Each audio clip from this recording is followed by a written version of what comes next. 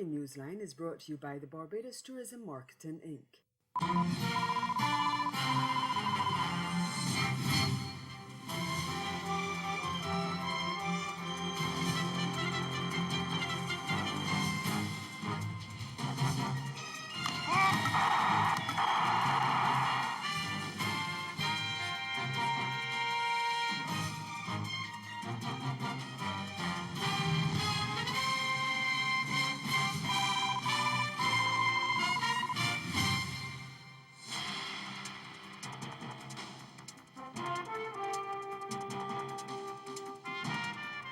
A suggestion that the no-confidence provision in Guyana's constitution needs to be revisited.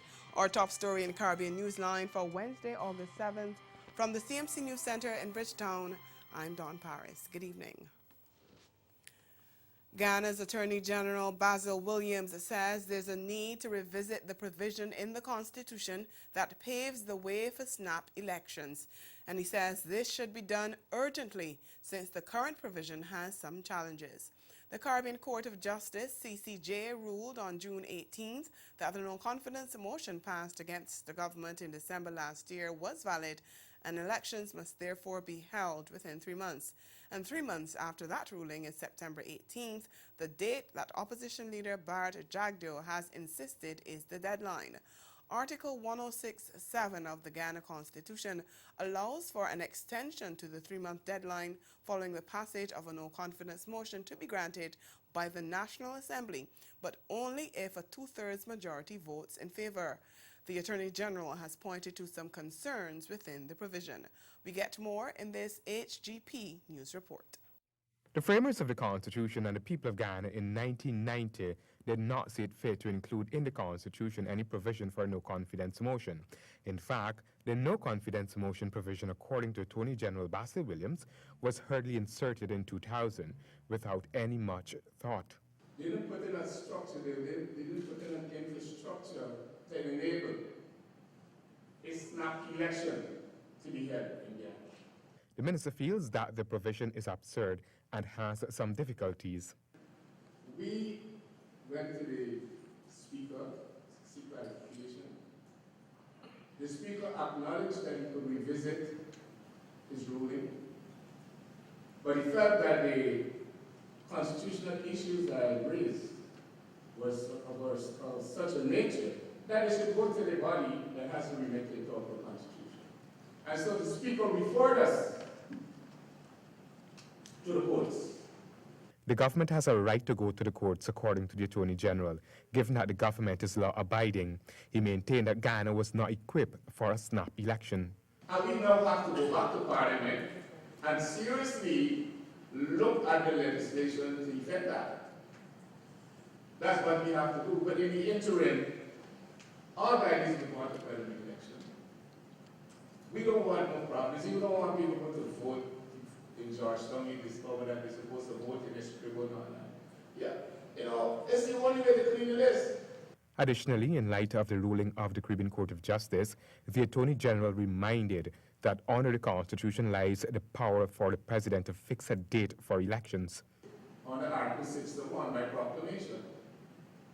He also has the power to dissolve Parliament under Article 72 of the Constitution. So this is not fixing the date, that's the President's remake. The Attorney General was at the time delivering remarks during a panel discussion facilitated by the American Chamber of Commerce, AmCham Guyana. The panel discussion focused on the implication of the CCJ, the Caribbean Court of Justice, consequential orders for business in Guyana. And staying in Guyana, authorities are dismissing claims that Haitian nationals are being smuggled through the country or are victims of human trafficking. Records from the Department of Citizenship show that in 2018, there were 1,238 Haitians arriving in the country, with only 85 departures. It's believed that the Haitians are coming to Guyana to make their journey across to Suriname and then to French Guiana, which has a large Haitian population. We get more in this report from News Source Guyana. Minister of Citizenship Winston Felix has condemned the reports as inaccurate and deceptive. He believes the situation borders on xenophobia. In an interview provided by the press office of the Minister of the Presidency, Minister Felix said the only sinister agenda afoot is the one aimed at Haitians arriving in Guyana. The police who were on trafficking in persons since 2014 have never encountered a female Haitian as a victim of trafficking in persons.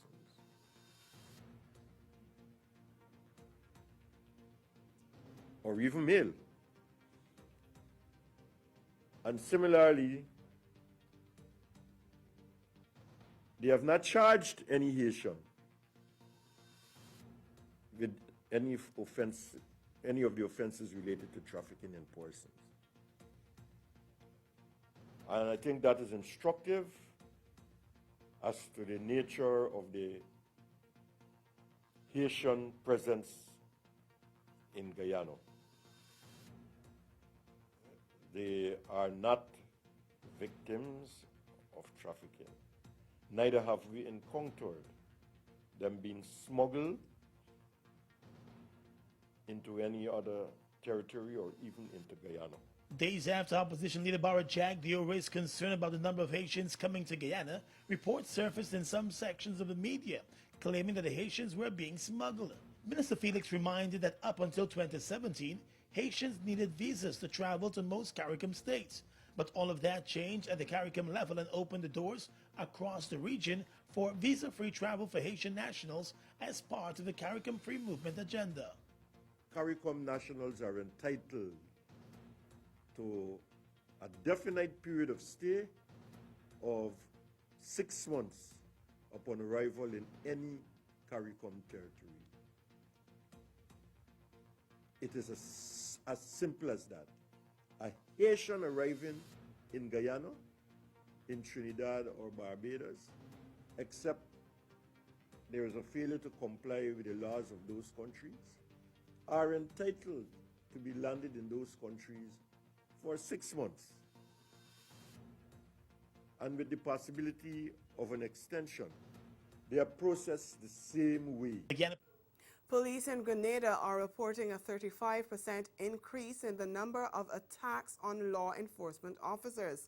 Acting Police Commissioner Edwin Martin says there have been 54 cases of assault on officers so far this year, compared to 40 for the same period last year. And he says this is a major concern that must be addressed. Overall, statistics show a decline in all major crimes, including sex crimes, but Martin says there's still room for improvement. We get more in this report from GBN News. The prevalence of sexually related offenses have been a bane to law enforcement in recent times, with seemingly no end to the increase in reported cases. However, Commissioner of Police Edwin Martin says lawmen are making a dent in dealing with the scourge, with recent figures revealing a 13% reduction in offenses. What I speak to is the sexual crimes and sex offenses, as we normally say. This category has the largest reduction of reported crimes for the period, moving from 227 in 2018 to 197 as of June 30th, 2019, a 13% reduction or contraction. While this is encouraging, the decrease is not significant enough. ACP Martin was at the time addressing members of the media. The police head credited this achievement to increased advocacy, destigmatization, and increased efforts on the part of lawmen and stakeholder collaboration. The approach by the recently launched Special Victims Unit, according to Commissioner Martin, also contributed to the noted decreases. And Grenada announced on Wednesday that it has raised its alert level to guarded following the second largest outbreak of the Ebola virus in the Democratic Republic of Congo. A statement from the government said the alert level, represented by the color blue, applies when there is a general threat of increased transmission of infectious diseases, but no specific threat towards the country. Last month, several CARICOM countries responded to a warning by the Caribbean Public Health Agency, CARPHA, that regional states should enhance disease surveillance at ports of entry and at health facilities. That warning followed the current Ebola outbreak being deemed a public health emergency. More in this report from GBN News. Grenadian health officials say they are keeping a close eye on what is now the world's second largest outbreak of the Ebola virus disease in the Democratic Republic of Congo and have raised the alert level to guarded. The World Health Organization has declared the outbreak a public health emergency of international concern, but advised there should be no restriction to trade or travel. Health Minister Nicholas Steele, speaking to us via telephone, says they have reactivated infrared fever sensing system at the airport. Our areas are right now at our ports of entry, so Point Saline or Morris Bishop International, as well as our cruise ship terminus. With respect to Morris Bishop International, we have reactivated our infrared cameras at Morris Bishop International. And we have a little time still. We're working with Port Authority for the cruise ship season with respect to there, and similarly for Caribou port entry. But it is an increase in surveillance that may be noticed by members of the public. Everything else is behind the scenes with respect to getting the isolation areas dusted off, so to speak. He added quarantine facilities have also been prepared, but would not cause any discomfort to travelers. We have made sure we've gone further. In fact, I think we are the only OECS airport, international airport, that uses the infrared camera system. Others may have, but I'm not aware of them. But we have installed infrared cameras, so it's not in your face with a nurse pointing a thermometer or taking people's temperatures and so on. Coming up, Jamaica's opposition threatens legal action over the Prime Minister's delayed statutory declarations. We'll be right back.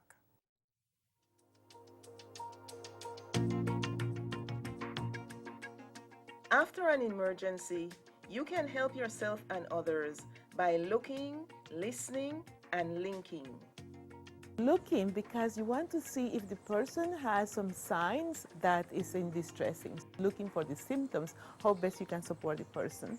And then listening, because listening is very important. Listening with your ears, listening with your eyes. If you do that well, then you'll be able to link them to the appropriate resources. Be ready, look, listen, and link.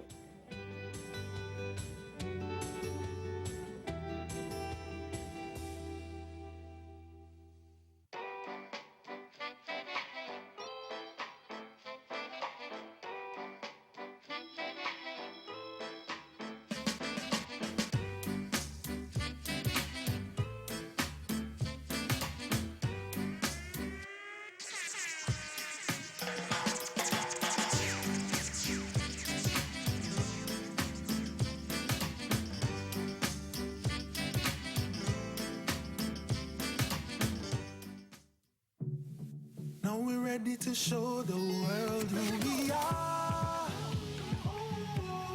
Shine a light so everyone could see our identity. See the way we do what we do. When we bring our cultures together, we make each other better. Carry Festa.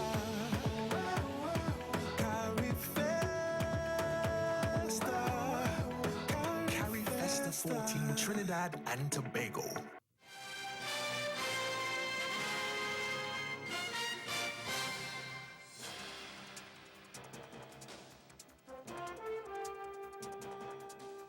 Jamaica's main opposition People's National Party, PNP, has declared its intention to seek a court order to compel the Integrity Commission to act on Prime Minister Andrew Holness's delayed statutory declarations. The threat of legal action was made by the party on Wednesday, and it gave the Commission a deadline of the end of this week to respond. The Commission is required by law to gazette the summary report of the statutory declarations of the Prime Minister and the Leader of the Opposition. We get more in this TVJ News Report.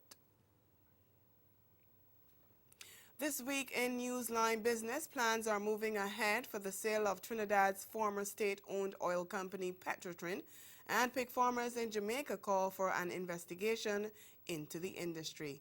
Marie-Claire Williams has all the details of those stories.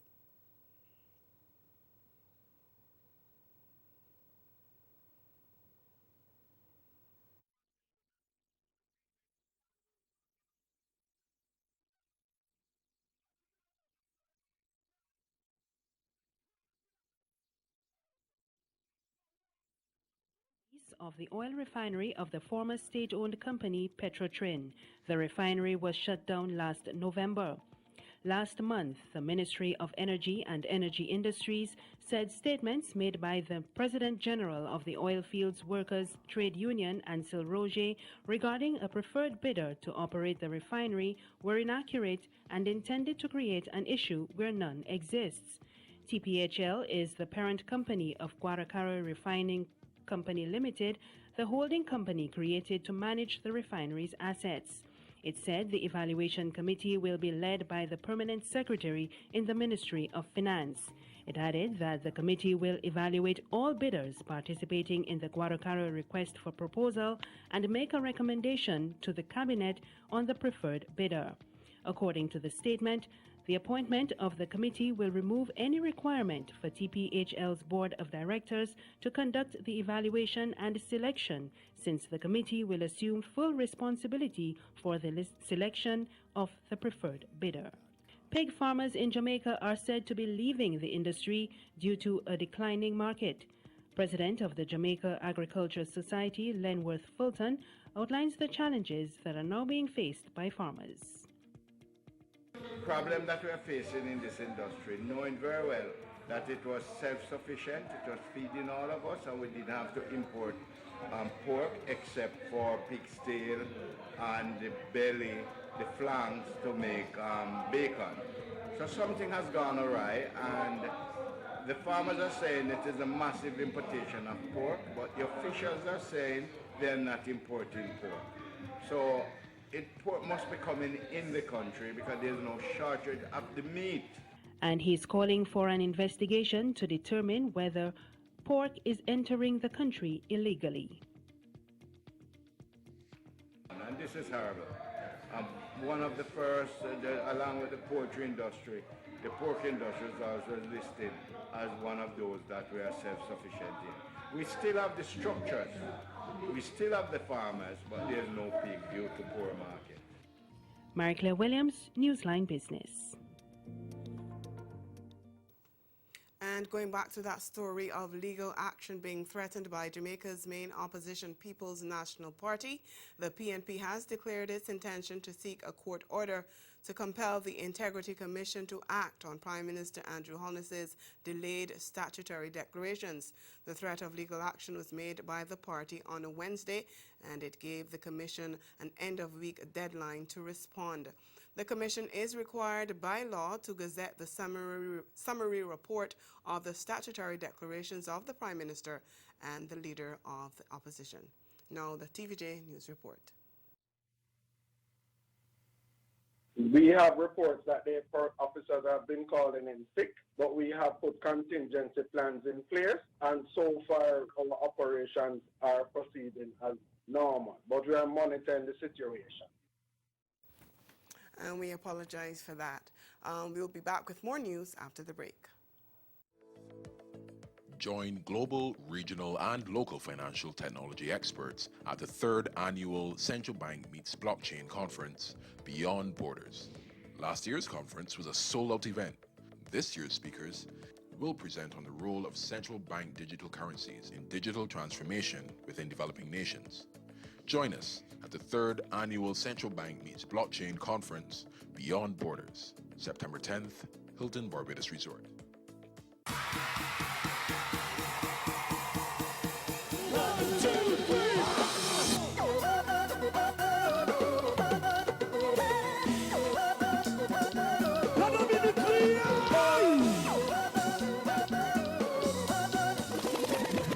Yo, this is Sweet Mickey, and I'm watching Unite. Entertainment at its best. Yes, that's the promote ourselves. Yes, we're making up. Yes, so what? Yes, listen to this. Start to drop.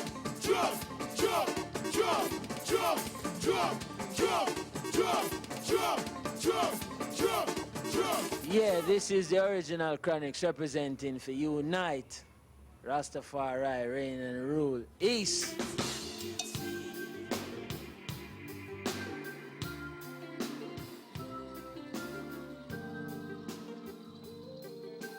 Dominica people, This is the power of music. Music is the rhythm that brings all humanity together, you know. That's the one.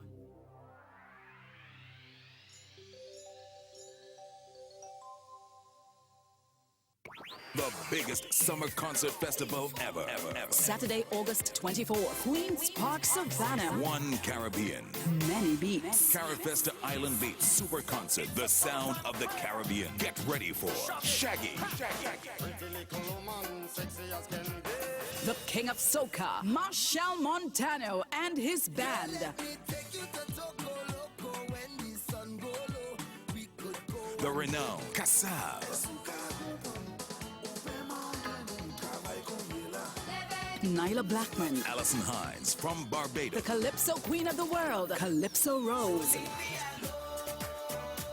Antigua's Ricardo Drew. Nival Chetla. Nishard M. Ricky Jai. Voice. Blacks and the All-Stars. Carifesta Island Beats. One Caribbean. One people. Many beats. Powered by NLCB, Blue Water, Caribbean Airlines, Digicel, and Southern Sales Car Rentals.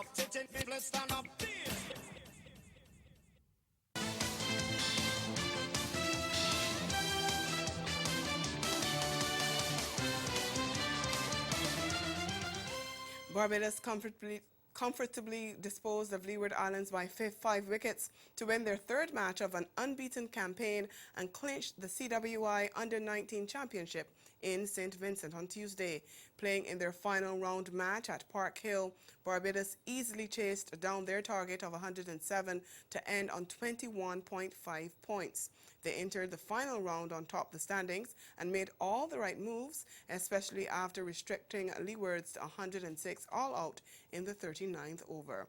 Windward Islands finished the championship second on 16.8 points after their final match against Jamaica was rained out without a ball bowled, while dethroned champions Guyana finished third on 14.6 points after edging Trinidad and Tobago by 1 run. TNT finished fourth on 9 points after winning just once, while winless Jamaica were fifth on 6.6 points and Leewards last on 4.9 points.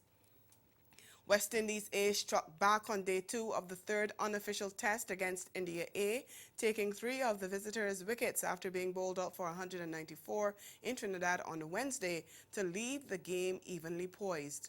Rain had interrupted play at the Brian Lara Stadium in Tarouba on more than one occasion after West Indies resumed on 23 for 1. That's after dismissing the visitors for 201 on the first day on Tuesday. Umesh Yadav bowled an economical spell and picked up the wickets of overnight watchman Akeem Frazier and Brandon King in the morning session to reduce West Indies A to 36 for 3. Frazier fell LBW in the 17th over. King was caught for 8 by Ridhahiman Saha, while West Indies were making good progress with consolidation by Ambrose and Solazano, who denied India A any inroads before rain came and stopped the match before lunch. Ambrose fell LBW to Shivam Dubai after lunch, 7 runs shy of a half-century. Solazano held on to the end, top scoring with 69. Later in the evening, after being bowled out, West Indies restricted India to 23 for 3 in their second innings. They will therefore go into day 3 with a 30-run lead. Shamar Holder took 2 of those wickets, while Miguel Cummings took the third as India faced 9 overs before the close of play. Here's a look at how those wickets fell. This was Shamar Holder, LBW, straight through the defenses of Panchal, who was hurried up there. He was out LBW for 3.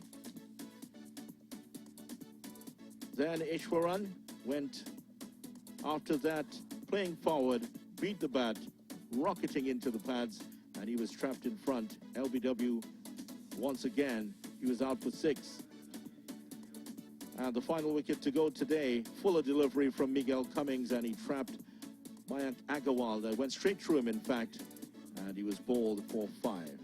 West Indies batsman Kieron Pollard is satisfied with his performance in the just concluded 3-match T20 series against India, although the Caribbean side suffered their second straight T20 international whitewash to India and their third in 4 series.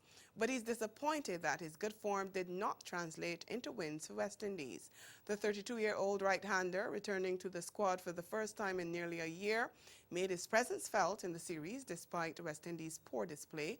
He struck a run-a-ball 49 in the first match to drag West Indies out of trouble at 33 for 5 in the 6th over, and repeated the effort on Tuesday, striking a top score of 58, his second T20I half-century in 7 years, to again rebuild the innings from a difficult position of 14 for 3 in the 4th over. It wasn't good enough to get us over the line, though, but, having said that, you always want to come and try to give your best every time you step on a cricket field, so I think this series was no different. And, again, I went out and I tried my best, but I guess my best wasn't good enough to help the team, get over the line. Pollard added that it was important that he played vital roles for West Indies going forward. I guess the maturity level is there, off the field. So I think sometimes you have to come and show it on the field. And, my thing is coming onto a cricket field and trying to give your best all the time. Sometimes it doesn't work. Sometimes you perform. And that doesn't mean you're not mature. That means you're not improving. Sometimes things doesn't work as you plan. So for me personally, it's just about coming out and, get through a game and, try to... Switching sports now, after a lengthy period of dormancy, women's football in Trinidad and Tobago is finally back on the agenda, and coach Stephen Defoe has signaled his intention to take the team to the World Cup, as we hear in this report from TV6 Sports' Sergio Dufour. Coach of the national women's football team, Stephen Defoe, has his eyes set on rebuilding women's football. However, he has his work cut out sourcing new players and building links in the football fraternity. I have spoken to the Wolf president, not to the extent. I've also touched base with the secondary schools people, and once things kind of settle down here, we're going to have like a round table and sit down and put things together. I think they are ready to give their support in any way they can to develop the women's game. And that's the sport. We'll be right back. Caribbean Newsline is brought to you by the Barbados Tourism Marketing Inc.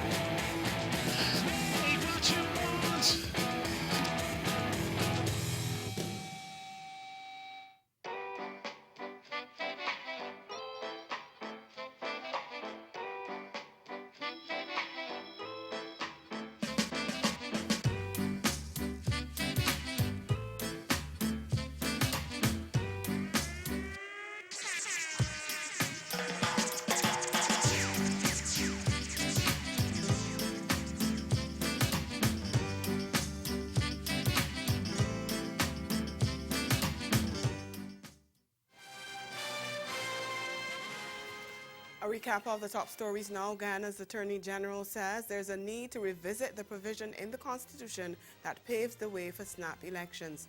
And in sport, Barbados clinch the CWI Under-19 Championship. That's Caribbean Newsline. For news and sport round the clock, subscribe to CanaNews.com. And for more of our programming, log on to CaribVision.tv and check out our YouTube channel. We'll be back here again tomorrow, but from all of us at CMC News, thank you for watching and have yourselves a good night.